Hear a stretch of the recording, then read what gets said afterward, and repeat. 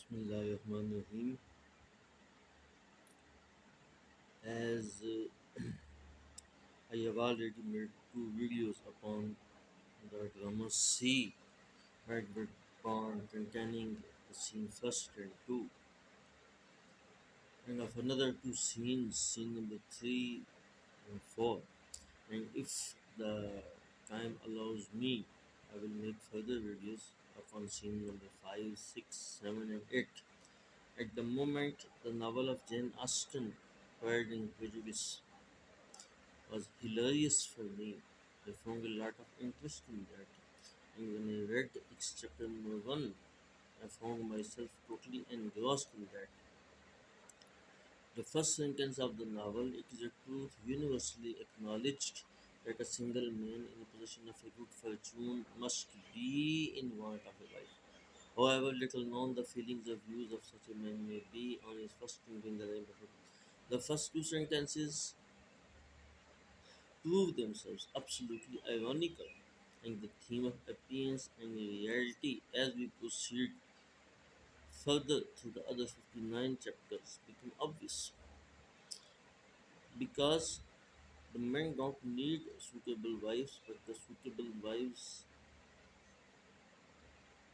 need suitable husbands based upon the economic motives.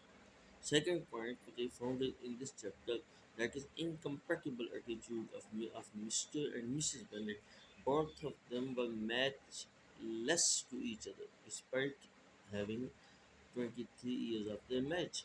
For example, when Mrs. Bennet said to her husband that, "Have you heard that neither field park is let at last?" He shows no interest in that. He says, "If you want to let me know, I have no. If you want to let me know, I have no objection in hearing that." It means that he had no interest about the motives of Mrs. Bennet. On the other hand, the motive of Mrs. Bennet was to get her daughters well married, to get her daughters well settled. And another point becomes clear, becomes obvious through this chapter, that is, Bennet had preferences for their kids. Mrs. Bennet preferred Jane, while Mr. Bennet preferred to humor Lydia. Why? Because they had their own separate tendencies. Tendencies of husband and the wife were not matching with each other. Similarly, Mr. Bennet takes no interest in the dancing ball of American. He remains sitting at home. Another point is also clear that the old women are gospels, as Mrs. Bennet says, that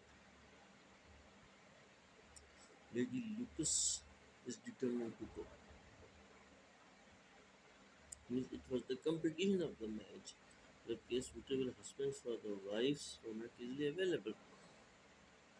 As soon as we proceed through this chapter, we get to know about the ironical attachment of Mrs. Bennet along with the whole narrative.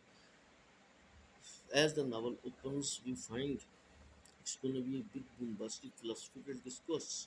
But after the first sentence, we get to know that that's a common social situation. It is a truth universally acknowledged that a single man in possession of a good fortune must be in want of wife. Lines are very simple, but lines are embellished. Lines are very decorated. Lines are aesthetic. I will keep on making further videos on the other chapters about this interesting and hilarious novel. And I think Jane Austen's novel was not of one age, but for all ages to come. That's all for today.